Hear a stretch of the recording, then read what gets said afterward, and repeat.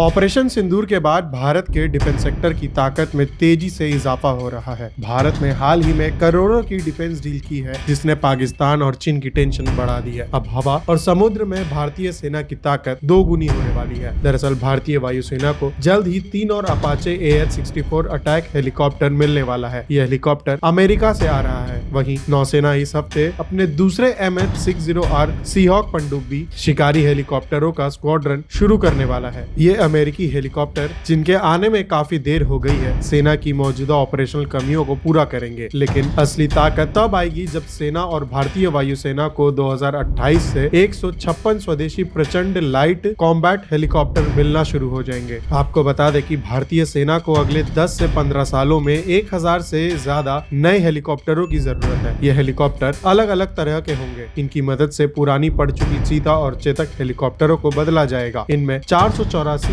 Light utility helicopter और 419 Indian multi role helicopter शामिल हैं। हालांकि हिंदुस्तान एरोनॉटिक्स लिमिटेड यानी HAL द्वारा इन प्रोजेक्ट्स में देरी हो रही है। TOI के अनुसार रक्षा अधिकारियों ने बताया कि ये अपाची गनशिप हेलीकॉप्टर कुछ ही दिनों में भारत पहुंच जाएंगे। ये स्टिंगर एयर टू एयर मिसाइलों, Hellfire Longbow air to ground मिसाइलों, गनों और रॉकेट से लैस है। आपको बता दें कि भारत ने फरवरी 2020 में अमेरिका के साथ 5651 करोड़ रुपए के एक सौदा में सेना के लिए 6 भारी भरकम अपाचे हेलीकॉप्टर ऑर्डर किए थे। इनमें से पहले 3 जुलाई को डिलीवर हुए थे। बोइंग को सप्लाई चेन की दिक्कतों के कारण इन्हें डिलीवर करने में काफी देरी हुई। ये 6 अपाचे भारतीय वायुसेना की ओर से 2019 से 20 में खरीदे गए 22 अपाचे हेलीकॉप्टरों के बेड़े में शामिल है। वायुसेना ने ये 22 हेलीकॉप्टर सितंबर 2015 में अमेरिका के साथ 13,952 करोड़ रुपए के लिए एक सौदे के तहत खरीदे थे। सेना के ये अपाचे जोधपुर में तैनात किए जाएंगे। पिछले साल मार्च में पश्चिमी मोर्चा पर पाकिस्तान से निपटने के लिए वहां एक स्क्वाड्रन बनाया गया था। वहीं नौसेना 17 दिसंबर को गोवा के